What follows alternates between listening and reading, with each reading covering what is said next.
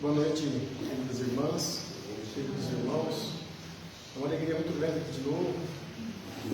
Falei para o Ricardo, só não aguenta mais eu lá, né? De novo. É que na verdade a gente está em substituição.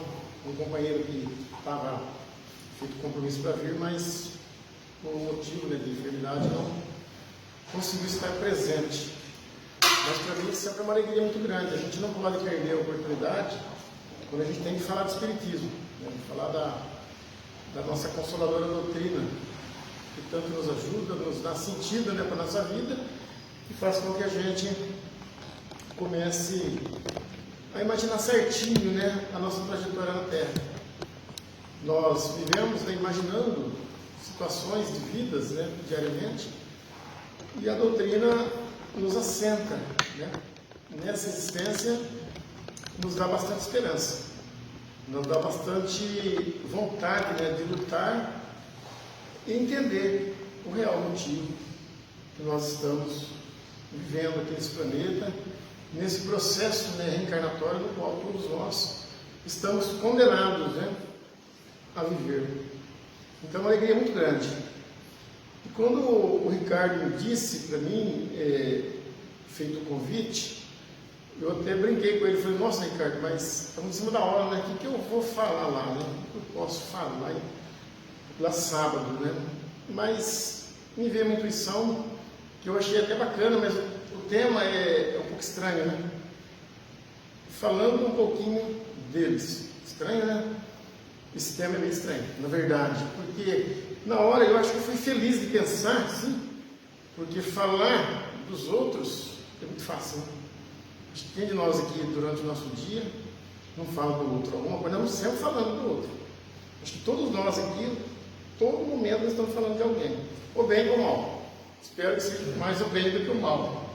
Mas faz parte da nossa vida, né, a humanidade na Terra, né? A encarnação, ela traz essas possibilidades nossas porque nós estamos vivermos uns, né, com os outros. Então, eu pensei nesse tema, falando um pouquinho deles. Mas só que esse deles, eu coloquei em letra maiúscula. Eu não sei se ele colocou no cartazinho, mas eu coloquei a letra maiúscula. Porque todo mundo imagina hoje a doutrina espírita, eu não tenho muita ideia se aqui todos têm assim, uma bagagem espírita de muito tempo. Porque uns têm mais, né, tempo de espiritismo, outros estão chegando agora, outros estão vindo a primeira vez na casa. Então a gente começa a observar o movimento espírita, a gente tem uma visão dele. Quanto mais você estuda, que nem Deus, quanto mais você estuda, quanto mais você evolui, você avança, você vai compreendendo mais. E a doutrina espírita é assim. E talvez a gente chega na casa espírita, ou no movimento espírita, e não tem ideia como que chegou a esse ponto a doutrina espírita. Olha, nós temos casas espíritas praticamente hoje em quase todos os bairros. Nós temos trabalhadores espíritas para todos os lados. É claro que somos ainda uma grande minoria ainda de convicções, mas de apreciações, de adeptos, nós temos bastante. Hoje é muito bacana você falar com as pessoas que você é espírita. Hoje é muito bacana, não é que nem tempos atrás. Então, hoje nós temos uma facilidade muito grande de termos, né, o rótulo, né, de espírita. Mas como que é esse movimento? Como que está? Como que foi esse processo para a gente chegar até agora? Nós temos hoje reuniões elaboradas na Casa Espírita em variados segmentos. Nós temos os trabalhos na mediunidade, nós temos o trabalho na fraternidade, né, na assistência social, nós temos o trabalho na doutrinação, nós temos o trabalho de divulgação, de propagação, né? Então, todos nós temos um trabalho a fazer pelo Espiritismo. A doutrina reclama trabalhadores, né, propagadores. A doutrina reclama indivíduos, né, espíritos encarnados em todas as procedências. Mas como chegou a esse ponto, né? Então, quando eu coloquei deles, eu pensei em falar um pouquinho desses espíritos que habitaram o corpo de carne dos meados do século XIX, começo do século XX, e deram suas grandes colaborações para que nós dessemos continuidade. Agora, e continua. Fraco ou forte o movimento, a doutrina espírita continua avançando, os espíritas continuam avançando. Então, quando eu coloquei esse deles, eu gostaria hoje de prestar um sentimento de gratidão e contar algumas histórias, citar alguns nomes, algumas experiências desses espíritos que deram o pontapé inicial da doutrina depois de Kardec. Porque Kardec veio, compilou e organizou os ensinamentos de Jesus. Depois nós tivemos os continuadores, que nem o Cristo. Teve os discípulos que fizeram igual ele, procuraram fazer, e os apóstolos que propagaram. E nós tivemos, dentro da doutrina espírita, 164 anos atrás, com o lançamento do Livro dos Espíritos, iria continuar, porque na verdade é o Consolador prometido por Jesus.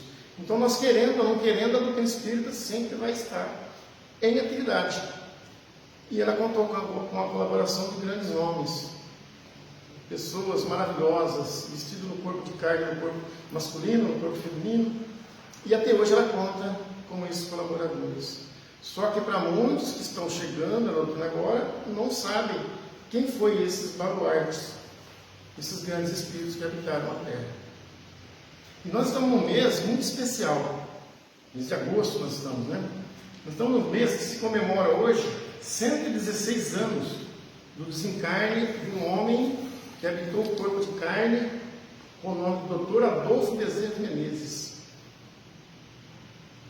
Nasceu no dia 29 de agosto de 1831. Lá no estado do Ceará, na pequena freguesia, lá de Riacho do Sangue. Aquele menino pobre que o pai quebrou financeiramente. E nós comemoramos a data do aniversário dele agora, dia 29 de agosto de 1831. E o Dr. Bezerra de Menezes foi a grande base do espiritismo no Brasil. O Dr. Bezerra de Menezes foi o unificador dos espíritas do Brasil. Radicado, nascido no estado do Ceará, na pequena freguesia do Riacho do Sangue, ele rumou, aportou-se no Rio de Janeiro para fazer o curso de medicina, e lá ele começou a se desenvolver dentro da doutrina espírita. E ele se tornou nada mais nada menos que o nosso Kardec brasileiro.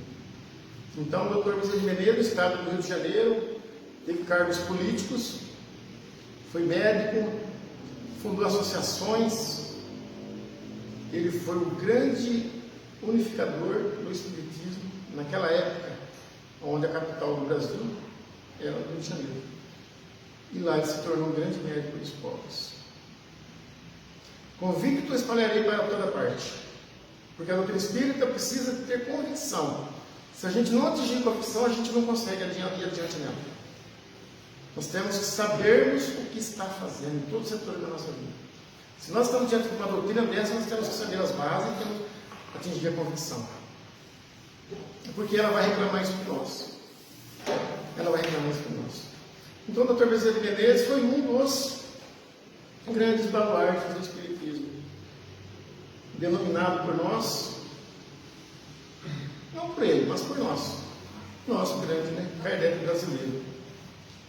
Então, esse espírito que habitou o corpo de Kardec, Dr. Bezerra de Menezes, continua hoje com seus nomes. O trabalho dele foi tão digno. Eu tenho a biografia dele inteira, mas hoje eu não vou fazer a biografia dele, porque eu vou citar os nomes. O nome dele foi tão digno que até hoje nós vemos creche, nós vemos centros espíritas, não importa se é espiritualista, se é kardecista, nós vemos centros com o nome do Dr. Bezerra de Menezes, escolas, hospitais. Então ele foi um grande mediador.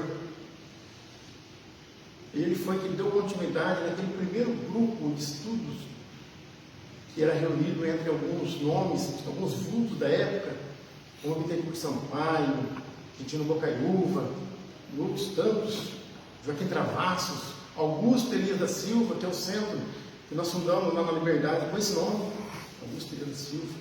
Tudo dessa época do Dr. Bezerra de Menezes, E ele foi o grande trabalhador, o grande unificador, porque naquela época se fazia reuniões em grupos separados, nas casas, não havia casas espíritas. Então criou-se uma divisão entre místicos, científicos, uns grupos partiam para o lado científico da doutrina, especializando somente em mediunidade, outros mais na parte prática do Evangelho de Jesus. E o Dr. Bezerra de Menezes teve uma briga muito forte com todo esse grupo para que eles pudessem se unir. No entanto, que ele se tornou presidente, quando ele teve convicção da Federação Espírita Brasileira, quando foi fundada. E ele foi convidado bem antes, mas ele não quis, porque ele disse: convicto, espalharei por toda parte. Quando ele teve convicção, sim. Ele conclamou os 4 cantos, uma grande assembleia que teve, um evento lá no Rio de Janeiro, ele conclamou os 4 cantos, a sua adesão ao Espírito. Aí sim, ele se tornou o grande trabalhador espírita e o grande médico dos pobres. Um homem que chegou a vender o seu anel de formatura, entregar a sua formatura para uma mãe que não podia pagar a consulta para comprar o remédio para o seu filho. Ele consultava de graça e dava o remédio. Se não tinha o remédio na farmácia, dava o dinheiro para comprar. Um espírito de altíssima elevação, totalmente desprendido dos bens materiais, né? Nós tivemos grandes nomes no Espiritismo, que hoje a gente vai citar aqui alguns deles, que não são muitos, né? Mas aqueles que, até devido ao nosso tempo, não sei se vocês viram falar aqui, já no movimento espírita, do Dr. Augusto Militão Pacheco. É outro deles, como está mais? Dr. Bezerra de Menezes, deles. Falando um pouquinho deles. Alguém viu falar já do Dr. Augusto Militão Pacheco? Então, nós somos espíritas, somos adeptos espíritas, mas a gente ainda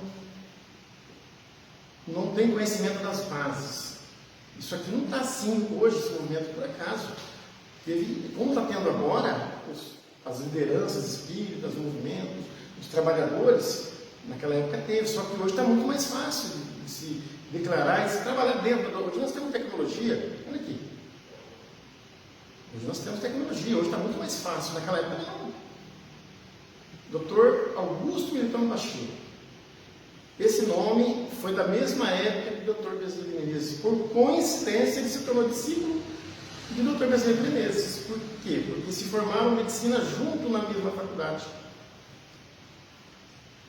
E Dr. Augusto Militão Pacheco residiu aqui em Campinas também, pertinho de nós. Igual o Caio Barchudo, residiu em Piracicaba. Pouca gente sabe que Caio Barchudo morou em Piracicaba.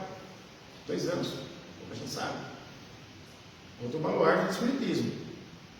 Dr. Augusto Militão Pacheco, ele morou em Campinas, no Rio de Janeiro, se formou médico, e depois ele se enraizou na capital.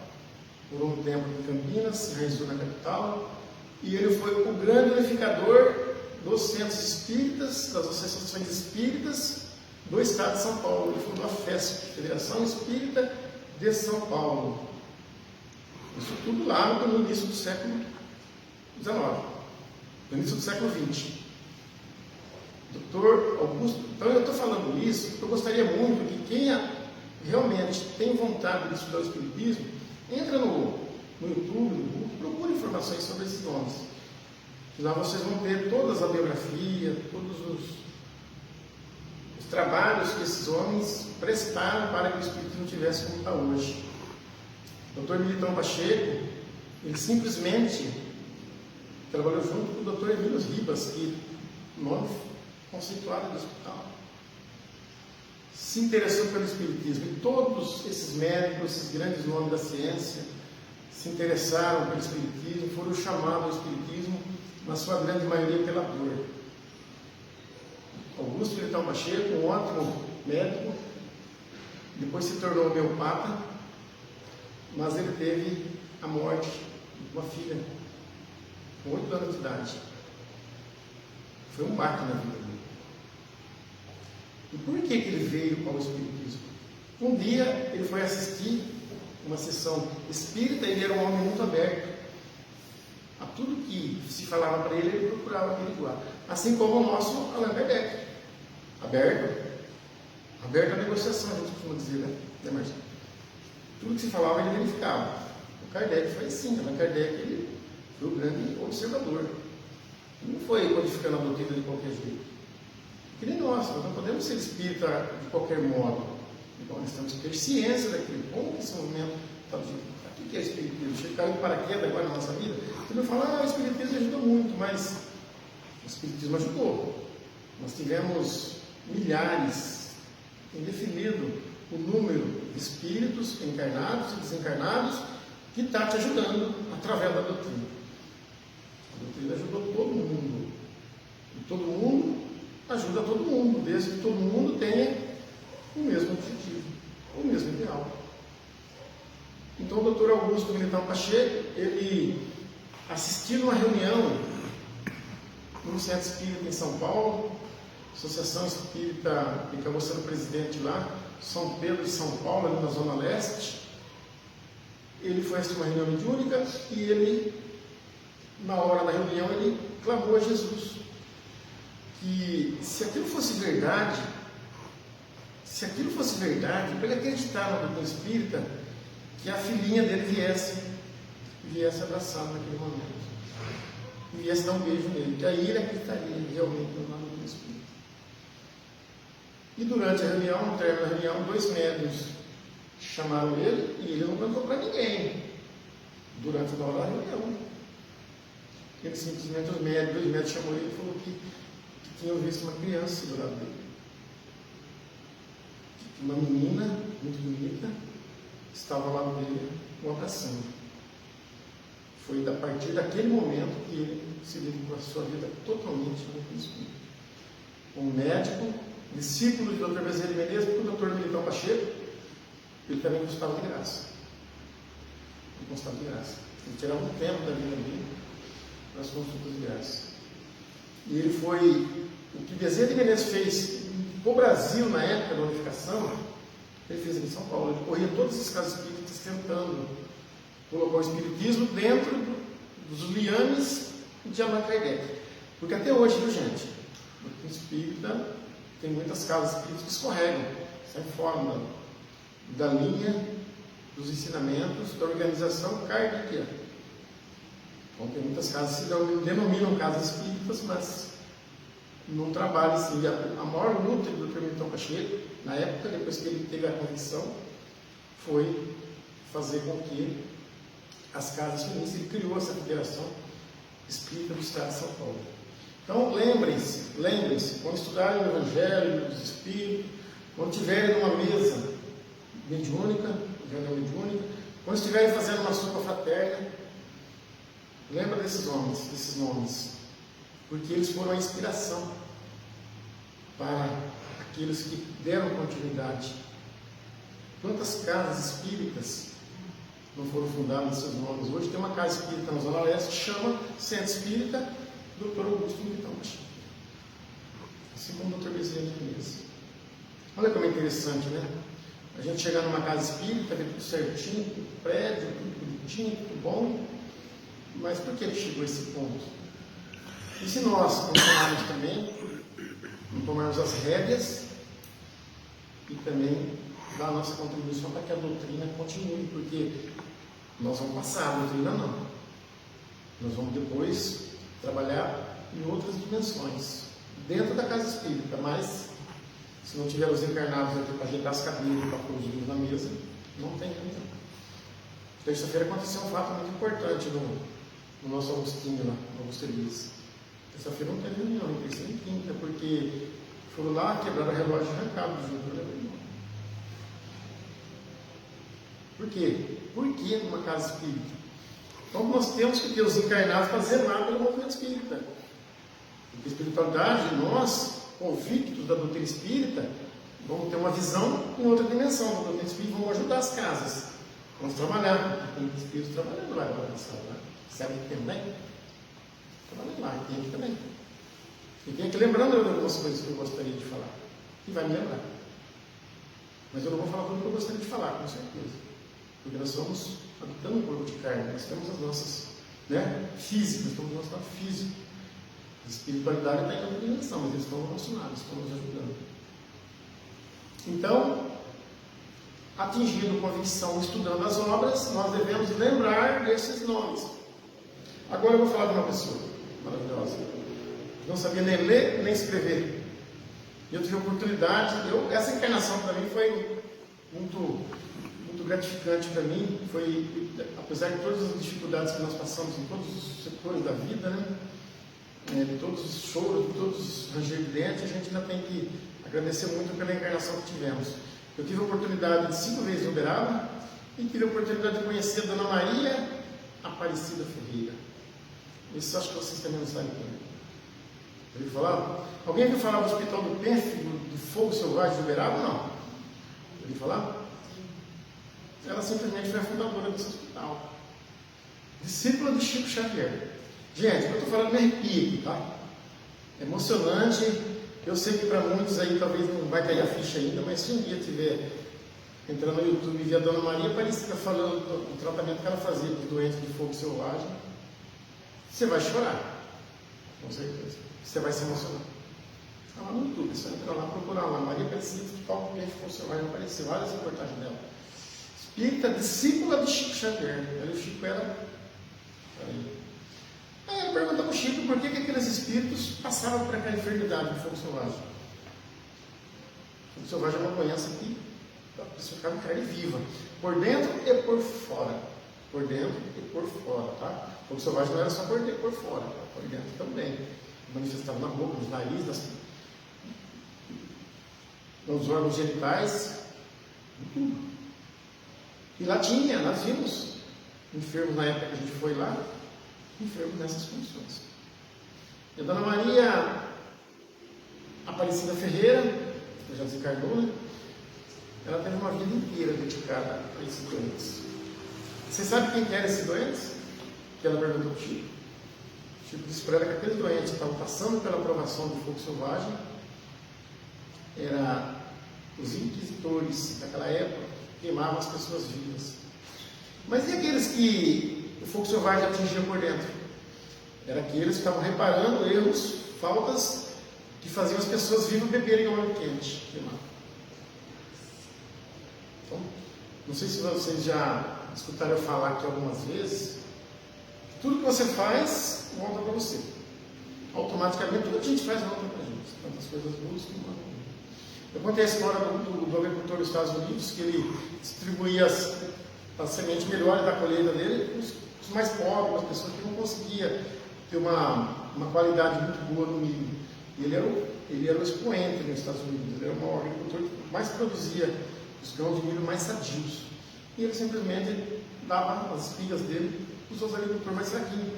Eu perguntaram para ele, mas eles são concorrentes seu, meu? Ele falou, não, porque se eu der as espigas boas para eles lá, os meus serão bem polinizados. Quando fala polinizadas, né?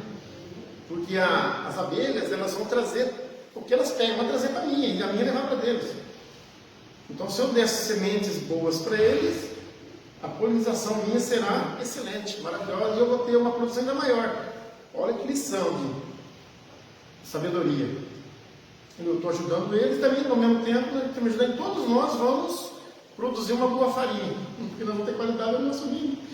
Porque não é verdade? Se todo mundo produzir as coisas com qualidade, o produto é bom. E a gente nem sempre está pronto para produzir as coisas com qualidade. A gente nem sempre está pronto. A gente precisa se aprimorar. Pronto está Deus, que eu já falei outro dia. Deus está pronto, quem tem que se aprontar é nós. Então, Dona Maria Aparecida Ferreira, uma senhorinha de cor negra, um espírito grandioso. Não sabia nem ler nem escrever. Espírito grandioso. Ela cuidava das vítimas do Hospital do Pênfigo, de Uberaba e Fogo Selvagem. Dona Maria Aparecida, ela foi presa em São Paulo. 8 dias. 8 dias. Sabe por quê? Porque ela saiu, estava muito difícil dela comprar os produtos para fazer a fórmula. Eu vou contar depois como ela fez a pomada. Ela era a única pessoa que passava a pomada nos doentes no hospital. Ela era a única, não tinha outra pessoa que passava a pomada, era só ela. Ela foi para São Paulo, ficou no semáforo, pedindo esmola, dinheiro para o hospital de Uberaba. Hospital. Lá porque não estava tendo condições de cuidar daquele doente, porque imagina o preconceito. Vocês viram falar na hanseníase? Eu hoje falo, mas vocês forem em Pirapitini, eu fui 15 anos seguidos em Pirapitini, que eu estou lendo. Nós íamos todo mês lá. Acho que muita gente aqui até foi também, eu acredito que alguém foi aqui. A gente ia caravana para lá fraterno, uma vez por mês a gente ia todo mês. Eu fui quase 20 anos lá, nesse hospital de lepra. Tem muitas experiências lá. Tenho muitas experiências nesse hospital de lepra. Então nós estamos falando isso aqui, gente, porque é real, tá? Eu estou falando isso aqui porque eu tenho autoridade para falar. Que nem eu falei outro dia, numa casa. Projeto nosso, Ser Solidário, no ano passado, eu tenho a graça, né, de falar, eu não faltei nem um dia de domingo nesse projeto. Mas não é eu, sabe? É a minha convicção. Não. Eu tenho minhas falhas, tenho minhas dores, tenho meus problemas financeiros, tenho minhas brigas em casa, tem tudo. Mas essa convicção da doutrina de divulgar, e nesses lugares onde realmente o Espiritismo se faz presente ali, porque ali nós estamos sentindo que a lepra, que o fogo selvagem são reparações para aqueles espíritos. Então nós temos que falar isso para eles. Nós tínhamos nós tínhamos chamado de São Pio, esqueci o nome dele agora. Ele era um grande amigo meu, lá de Piritiba. Ele não tinha nariz, não tinha braço, não tinha mão, ele era só aquele. E era um grande companheiro lá, e me ajudou muito na minha caminhada, na época dele desencarnar.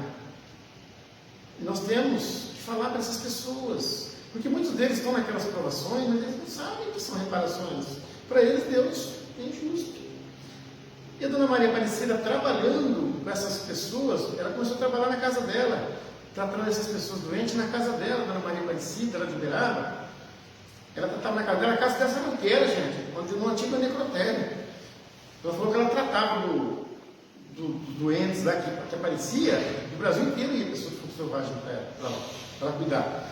Ela deitava aquelas pessoas onde eles esquartejavam os corpos ali no necrotério, ela morava ali. E ela falou que ela sofria demais, porque ela usava uma fórmula, ela usava aquela famosa pomada, como chama, meu Deus? Pasta de Larsen. Alguém ouviu falar? Então vocês vão ficar sabendo agora, pasta de Larsen. Era uma mistura de óxido de zinco com amido de trigo. Era uma pasta que ela cobria aquelas feridas daquelas pessoas, ela que foi no começo. Aí, um dia, ela foi dar banho numa menina de 8 anos, totalmente tomada por fogo selvagem. E ela falou que ela não aguentou. Ela falou, não aguento mais. Aquela menina queria morrer, aquela menina debaixo do chuveiro, que doía a hora que lavava para passar pomada nas feridas. Aquela menina queria morrer. Aquela menina blasfemava contra Deus. Ela falou, eu não aguentava mais sair. Pedi para que os meus colaboradores lá, a irmã dela que cuidava também, ajudava ela, trocar aquela menina, que ela não queria mais ver aquela menina. Ela não aguentava ver todo o sofrimento. Sabe por quê que eu estou falando isso? Porque os grandes espíritos também choraram. Jesus chorou. O Dr. Bezerra também chorava muito de cada dele. Todo mundo chora nessa terra, todo mundo chora. Os grandes espíritos choraram muito. E ela chorava.